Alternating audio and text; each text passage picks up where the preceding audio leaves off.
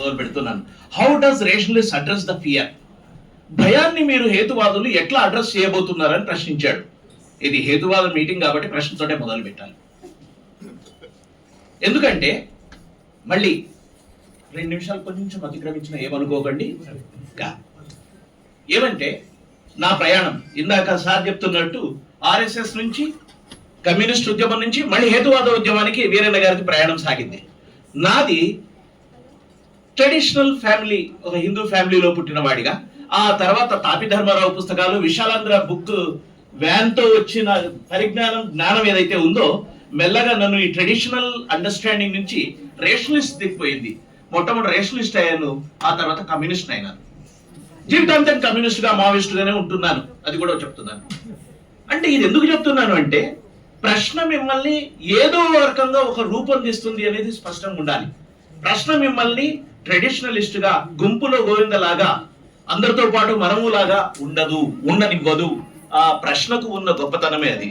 అయితే ఇదే సందర్భంలో ఒక 4-5 అంశాలని నేను మాట్లాడాలని అనుకున్నాను. యాక్చువల్గా ఇప్పుడు నేను మాట్లాడుతున్న అంశాలు ఒక చరిత్ర పరిశోధకుడిగా, చరిత్ర ఉపాధ్యాయుడిగా, చరిత్ర విద్యార్థిగా, సమాజ కార్యకర్తగా, నేను ఒక రాజకీయ కార్యకర్తను, సామాజిక కార్యకర్తను. అందుకే ఆలోచన, ప్రశ్న ఈ 2 కార్యాచరణతో పాటు సంబంధం ఉన్నవి. ఈ విషయాన్ని నొక్కి వక్కాణిస్తూ చెబుతూ, అంటే ఎందుకు ఇది చెప్తున్నాను అంటే మన ప్రశ్న కానీ, మన ఆలోచన కానీ, ఆలోచన అనేది ఒక వ్యాక్యూమ్లో నిలబడదు. ఈ ఆలోచన ఏదో ఒక రకమైన కార్యాచరణలో ఉండాలి. దానికి ఈ రేషనలిస్ట్ ఉద్యమం ఎట్లా పనిచేయాలనే అంశాలను నేను షేర్ చేసుకోవాలనుకున్నాను. సంక్షిప్తంగా చెప్పుకోవాలంటే, మొట్టమొదట మీరంతా ఏ మనోభావాలు లేని వాళ్ళు. ఏదో సమాజానికి వెళ్ళండి, బయట ఏ మాట్లాడినా మా మనోభావాలు దెబ్బతిన్నాయి అనేటువంటి ఉన్నారు. నేను ఇక్కడ ఏం మాట్లాడినా మీ మనోభావాలు అయితే దెబ్బతిన్నాయి, ఎందుకంటే మీ మనోభావాలు లేవు. మీరు చూడండి, ఏదైనా మాట ఎక్కడ పోతే ఒక అయ్యప్ప గురించి మాట్లాడినా, ఇంకొకటి మాట్లాడినా, చారిత్రకంగా మాట్లాడినా, సాహిత్య రూపంగా మాట్లాడినా మీకు మనోభావాలు దెబ్బతినడం అనేది వస్తుంది ముందు. పొరపాటున ఏ రకమైన రాజకీయాలు లేని రాజమౌళి కూడా ఏందో మా నాయనేమో దేవుడిని నమ్ముతాడు, నాకేమో ఎక్కువ నమ్మకం లేదు, ఎందుకు ఇది నా ప్రోగ్రాం అడ్డంగా వస్తుంది, దేవుడు ఎందుకు గావిస్తలేడు అన్నందుకే రాజమౌళి ఈరోజు ట్రోలింగ్ కు గురవుతున్నాడు. అంటే రాజమౌళికి ఈరోజు అంత ట్రోలింగ్ వస్తుంటే, అంటే గ్లోబల్ ఫినామినాగా ఉన్న ఆయనకు మామూలు ప్రజలకు ఎక్కడ ధైర్యం ఉంటుంది? ఆ ఫియర్ ఈరోజు సమాజంలో ఉంది. మాట్లాడే క్రమంలో చాలా సందర్భాల్లో చాలా విషయాలు మాట్లాడుకున్నారు. ఈరోజు సార్ అంటూ ఆవు అంబులెన్స్ గురించి మాట్లాడారు. ఆవు అంబులెన్స్ పక్కన పెట్టండి. ఈరోజు సమాజం ఏ పరిస్థితిలో ఉందంటే, ఒక ఆయన గోమాంసం తిన్నాడని చెప్పినందుకు పోలీసులు ఏం చేయాలి? ఆయన్ను చంపారు. చంపినప్పుడు పోలీసులు చేయాల్సిన పని ఏంటంటే చంపిన వాడిని పట్టుకోవడం. అదిగా చేసింది. చనిపోయిన వాళ్ళ ఇంట్లో ఫ్రిడ్జ్ లో ఉన్న మాంసాన్ని ల్యాబొరేటరీకి పంపించారు. ఇది ఆవు మాంసమా లేకపోతే గొర్రె మాంసమా చూస్తున్నాయి. ఇంత ట్రాజిక్ సమాజంలో బతుకుతున్నాం మనం. ఈ సమాజంలో ఈరోజు మొదలైంది అనుకుంటున్నామా? అస్సలుగా. మళ్ళీ చరిత్రలోకి వెళ్తే మక్కలి గోసల ఎవరైతే అజీవిక సిద్ధాంతంలో ప్రతిపాదిస్తున్న ముగ్గురులో ఒకడు, మక్కలి గోసల జైనిజంతో పాటు ఉన్నాడు కొంతకాలం. ఆ జైనిజాన్ని కాదనుకొని డిఫర్ అవుతూ క్వశ్చన్ చేస్తూ పోతే జైన సిద్ధాంత గ్రంథాలు ఏం చెప్పాయంటే హైడ్ పిచ్చోడు, దిగంబరుడు అంటే మక్కలి గోసలను తప్పుగా ప్రచారం చేశాడు. మళ్ళీ అదే మక్కలి గోసల గురించి సరైన విషయాల్ని బౌద్ధంలో వస్తున్నది. ఎందుకు వచ్చిందంటే బౌద్ధంలో జైనంలో ఉన్న రకమైన భావవాదం లేదు. తొలినాళ్ల బౌద్ధంలో ఒక ప్రశ్న ఉంది, తొలినాళ్ల బౌద్ధంలో ఒక రేషనలిజం ఉంది, హేతువాదం ఉంది. కాబట్టి ప్రతిత్య సముత్పాదమే అది పఠించ సముత్పాదాన్ని మనం ఏదైతే అంటున్నామో, the reason and the cause and the effect, ఈ విషయాన్ని మనం స్పష్టంగా అర్థం చేసుకుంటాం. కాబట్టి భారతీయ సాంప్రదాయంలో ఈరోజు మనం అవమాంసం గురించి మాట్లాడుతున్నా, లేకపోతే దాని గురించో, లేకపోతే నేనే భగవంతుడని ప్రకటించుకున్న ప్రైమ్ మినిస్టర్ ఉన్నప్పుడు నేను కారణాంశ సంబూతుడని చెప్పి ఆయన చెప్తాడు. 200-400 సీట్లు రావు, అయినప్పటికీ మొక్కుతున్నారు. ఈ సందర్భంలో మనం ఈ ఫియర్ అనేది ఈ రోజు కాదు, ఈ భారతదేశ సమాజానికి ఈ ఫియర్ ఎప్పటి నుంచో ఉంది. చార్వాకుల్ని తిట్టిపోసిన సమాజం ఉంది. చార్వాకుల చెవిలో సిసంభయం అన్న శంకరాచార్యుడు ఉన్నాడు. ఆ తర్వాత సర్వదర్శన సారం రాస్తున్న మధ్వాచార్యుల కాలానికి చార్వాకుల సిద్ధాంతాన్ని వాళ్ళు అర్థం చేసుకుంటున్నారు, ఇంటర్ప్రిట్ చేసిన సమాజం వచ్చింది. బౌద్ధాన్ని తెరమేయడం గురించి కూడా మాట్లాడారు, రాజ్యం గురించి మాట్లాడాలి. ఇందాక జస్టిస్ గారు ఉన్నప్పుడు, సుదర్శన్ రెడ్డి గారు ఉన్నప్పుడు మాట్లాడితే బాగుండేది. ఆయన కొన్ని ప్రశ్నలు రేవలెత్తారు. ఏమిటి? రాముడి గురించి. రాముడు he did not step out of the rules and personification of state. Stepped out of rules అన్నాడు. ఈ రోజు మళ్ళీ చూడండి, బుద్ధుడు కొన్ని సింబల్స్ గా, బుద్ధుడు ఎక్కడున్నాడు ఈరోజు? మీరు డ్రాయింగ్ రూమ్ లో ఒక షోపీస్ గా ఉన్నాడు. రాముడు ఎక్కడున్నాడు? రాజ్యాన్ని ఏలుతున్నాడు. రాముడు ఈరోజు కృష్ణుడి కంటే మిగతా దేవుళ్ళ కంటే ఎందుకు రాముడు ఈరోజు ఇంపార్టెంట్ అయ్యాడు అంటే, రాముడు చరిత్ర ప్రకారంగా చరిత్ర ప్రకారంగా ఒక మహాకావ్యంలోని ఇది ఒక ప్రతీక. కానీ రాముడు అనేవాడు నిజానికి రాజ్యానికి ఒక ప్రతీక. రాజ్యంలో రాజ్య పాలక వర్గాలు చెప్తూ ఒక శూద్ర శంభూకుడు తపస్సు చేస్తున్నాడు. ధర్మం 4 పాదాలు కాకుండా 3 పాదాల మీద నడుస్తున్నది, ఒక కాలు కుంటున్నది అంటే పోయి శంభూకుడిని వేలాడుతూ తపస్సు చేస్తున్న శంభూకుడిని తలను నరికిన రాముడు ఉన్నాడు. అంటే ఇదేంటి? ప్రశ్నించడాన్ని, లేకపోతే వాళ్ళు సెట్ రూల్స్ ని పెట్టిన దాన్ని దాటిన వాళ్ళని ఎప్పుడూ ప్రశ్నించే సమాజం, వాళ్ళను చంపిన సమాజానికి ప్రతీకలు ఈ సమాజానికి కావాలి ఈరోజు. అందుకోసం ఈరోజు రాముడు ఒక సింబల్ గా మిగిలేండి. చూడండి, యాంగ్రీ హనుమాన్ కూడా వచ్చాడు, కార్ల వెనక కనిపిస్తాడు. హనుమంతుడిని నేను ఎప్పుడు రాముడు సేవకుడుగా బొమ్మలు చూశాను. మన సమాజం ఏం చేస్తుంది? కొత్త ప్రతీకలను తీసుకొస్తుంది. మన కర్ణాటకలో ఒక పెయింటర్ యాంగ్రీ హనుమాన్ అని ఒక క్యారికేచర్ వేశాడు. ఈరోజు కార్ల వెనక కనిపించే యాంగ్రీ హనుమాన్. ఈ యాంగ్రీ హనుమాన్ ఎవరికి చిహ్నమంటే, ఈరోజు సమాజంలో ఒక భయాన్ని సృష్టిస్తున్న రాజ్యానికి సింబల్ గా మారిపోయింది. ఇన్ని పరిస్థితులు అంతెందుకు, మనకి ఇక్కడ చాలా తక్కువ మంది ఎందుకున్నామంటే, ఇప్పుడే కాదు, సనాతన కాలంలో కూడా, సనాతనం మళ్ళీ చెప్తాను, ప్రాచీన కాలంలో కూడా మనకు స్పష్టంగా ప్రశ్నించిన వాళ్ళు తక్కువ, గుంపులో నడిచిన వాళ్ళు ఎక్కువ. ఎప్పుడైతే తత్వం మతంగా మారుతుందో, ఆ మతం మౌఢ్యంగా మారే క్రమంలో ఆ మౌఢ్యం రాజ్యానికి పెద్ద వనరవుతున్నది. మౌఢ్యం రాజ్యానికి ఎందుకు వనరవుతుంది అంటే, మళ్ళీ బౌద్ధానికి వద్దాం. బౌద్ధం మతంగా లేదు, బౌద్ధం ఒక ఆలోచనగా ఉంది.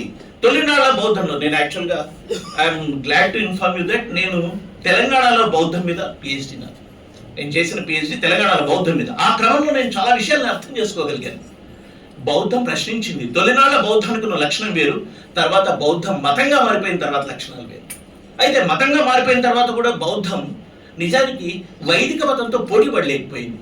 ఎక్కడ పోటీ పడలేకపోయింది అంటే, రాజ్యానికి ఉన్న ఫ్యూడల్ స్వభావం ఏదైతే ఉందో, ఫ్యూడలిజం పెరుగుతున్న క్రమంలో రాజ్యాన్ని సపోర్ట్ చేయడానికి ఈ బౌద్ధం సరిపోలేదు.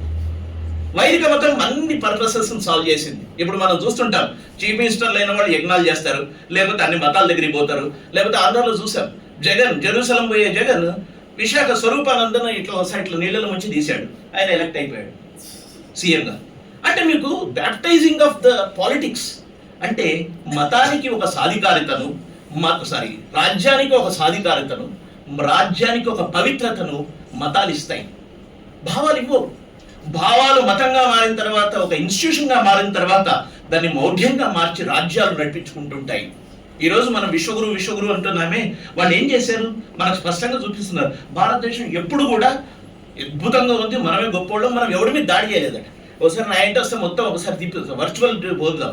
శ్రీలంక మీద దాడి చేసిన ఎన్ని రాజ్యాలు సౌత్ ఇండియా ఉన్నాయో, ఈస్ట్కు పోయిన ఎన్ని రాజ్యాలు ఉన్నాయి. మనం ప్రశాంతంగా శాంతియుతంగా ఉన్న రాజ్యాల. అసలు రాజ్యానికి ఉన్న లక్షణమే ఒక హింస. ఆ హింసను ప్రశ్నించడమే, ఆ ప్రశ్నించే హింసను ఎదుర్కోవడం రాజ్యం ఎప్పుడు చేస్తోంది. ఇక్కడ సరిగ్గా రేషనలిస్ట్ ఏం చేయాలి అనే దగ్గరకు వచ్చి ముగిస్తాను. ఈరోజు మన కళ్ళ ముందు చాలా జరుగుతుంది. క్లాస్లో నేను విచిత్రం ఏంటంటే, నా లైఫ్ ఫుల్ సర్కిల్ తిరుగుతూ మళ్ళీ ఇదే ప్రతికలు, ఇదే స్టేజ్ మీద నేను సివిల్ సర్వీసెస్ వాళ్ళకి ఇదే రూమ్లో క్లాసులు చెప్పిన వాడిని 6 ఏళ్ల క్రితం వరకు. తర్వాత ఇన్స్టిట్యూట్ రాలేదు కాబట్టి లేదు. ఇక్కడ నా స్టూడెంట్స్ ఉండేవాళ్ళు, వాళ్ళకి నేను ఏన్షియంట్ ఇండియా మోడర్న్ అని చెప్తున్నాను. మళ్ళీ నా first political activity rationalist arts కాలేజ్లో, ఉస్మానియా ఆర్ట్స్ కాలేజీలో రేషనలిస్ట్ అసోసియేషన్ వాళ్ళ ఒక మీటింగ్లో ఆర్ఎస్యు తరఫున అధ్యక్షుడిగా కూర్చోవడంతో మొదలైంది. అంటే స్టేజ్ ఎక్కింది రేషనలిస్ట్ సభలో, రాజకీయం కమ్యూనిస్ట్ రాజకీయాల్లో ఉన్నారు స్పష్టంగా. ఈ 2 స్ట్రీమ్స్ వేరువేరే నేను ఎప్పుడు అనుకోలేదు.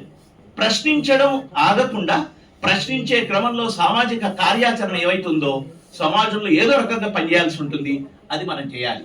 రేషనలిస్ట్ ముందున్న కర్తవ్యం ఏంటి? చాలా చిన్న విషయాలు చెప్పేసి ఆపేస్తాను. మన కళ్ళ ముందు చాలా జరుగుతున్నాయి. చాలా స్కూళ్ళల్లో సరస్వతి పూజ చేస్తారు. అదే కనుక క్రిస్టియన్ కానీ లేకపోతే ముస్లిమ్స్ కానీ ఏదన్నా మీటింగ్ పెట్టుకోవాలి, లేకపోతే ఏదన్నా నమాజ్ చేయాలంటే, అయ్యో నమాజ్ ఎట్లా చేస్తామంటాం. సరస్వతి పూజ న్యాచురల్ ఎలా చేస్తారంటారు. స్కూల్ అంటే సరస్వతి కదా. స్కూల్ అంటే సరస్వతి ఎవరికి? ఒక మతం వాళ్ళకి. మన భారతదేశంలో లౌకిక భావన అనేది ఉందా? ఇందాక మాట్లాడుతున్నప్పుడు లౌకిక భావన గురించి చాలా విషయాలు చెప్పారు సార్ అన్నారు. తిరుపతి గురించి, తిరుపతి కాదు, చెంగాలమ్మ టెంపుల్ ఉంది అక్కడ. ప్రతి ప్రోటోటైపు, రాకెట్ ప్రోటోటైపు చెంగాలమ్మ టెంపుల్ దగ్గర పెడతారు మొదలు. చెంగాలమ్మ టెంపుల్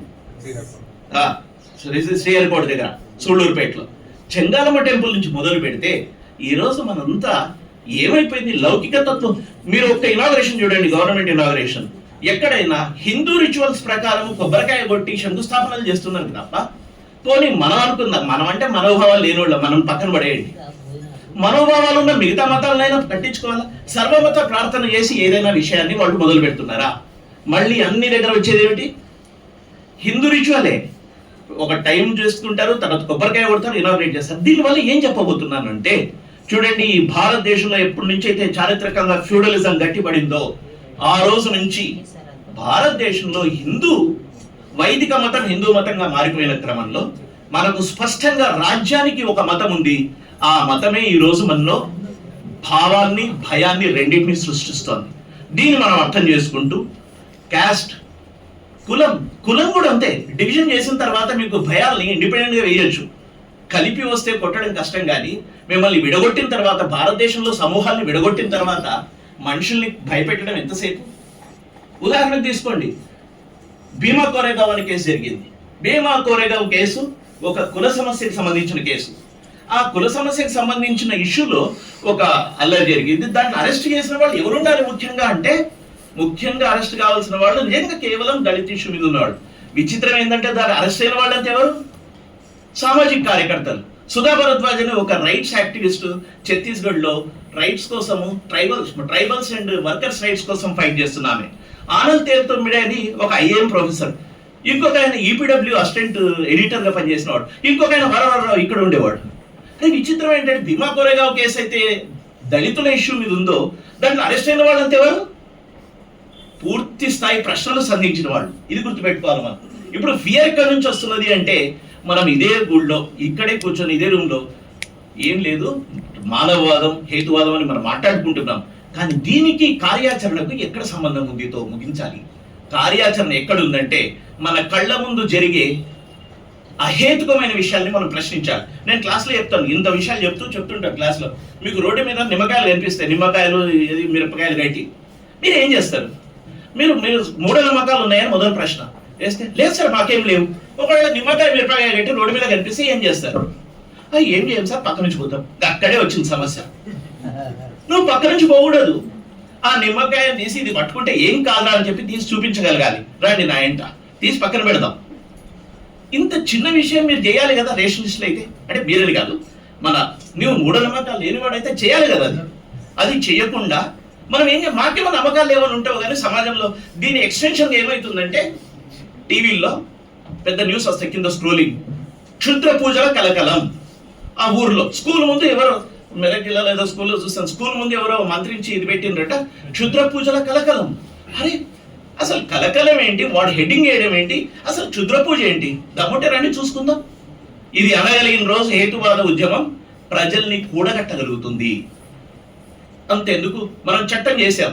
ఏం చట్టం చేశాం? జోగిని వ్యవస్థ లేదండి, దేవదాసి వ్యవస్థకు వ్యతిరేకంగా చట్టం చేసినాం. కానీ ప్రతిసారి మన లష్కర్ బోనాల కాడ ఒక దేవదాసి, ఒక స్వరూప కావచ్చు, ఇంతకుముందు ఆమె కావచ్చు, వీళ్ళు దేవదాసీలు. స్వర్ణలత కావచ్చు, వీళ్ళు దేవదాసీలు. వీళ్ళు రంగంకి వస్తారంటే మనం లైవ్ టెలికాస్ట్ ఇస్తాం. ఈ లైవ్ టెలికాస్ట్ ఇస్తున్న క్రమంలో మన మినిస్టర్లు ఉంటారు. అమ్మా చెప్పమ్మా ఈసారి వర్షాలు పడతాయా అంటే, మీరు నాకు బంగారం చేయించలేదు అందుకే పడలేదంట. ఇది లైవ్ టెలికాస్ట్. ఇంత అహేతుకమైన, ఇంత ఇర్రేషనల్ సొసైటీలో మనం బతుకుతూ మనం దాన్ని ప్రశ్నించకపోతే, నేను రాజ్యాన్ని ఎదుర్కోవడం అనేది పెద్ద ఎజెండా, అది కొంత దూరం పోదాం. రాజ్యాన్ని ఎదుర్కొంటున్న వాళ్ళు అప్పుడు చార్వాకులు కావచ్చు, ఆ తర్వాత షబ్బుకులు కావచ్చు, నిన్న మొన్నటి హిడ్మో కూడా కావచ్చు, వాళ్ళు రాజ్యాన్ని ఎదుర్కొన్నారు. అందరూ అంత పని చేస్తారని నేను అనుకోను. కానీ మన చుట్టూ ఉన్న సమాజంలో జరుగుతున్న ఇర్రేషనాలిటీని ఎవరు ఎదుర్కోవాలి? ఆ ఇర్రేషనాలిటీని ఎదుర్కోవడమే ఈరోజు ఇందాక వచ్చిన ప్రశ్న, how does rationalist address the fear అనే ప్రశ్నకు సమాధానం. దీన్ని మనం ముందుకు తీసుకోవాలని అనుకుంటూ నాకు ఈ అవకాశం ఇచ్చినందుకు మీ అందరికీ ధన్యవాదాలు. Thank you sir. నా పుస్తకం ఒకటి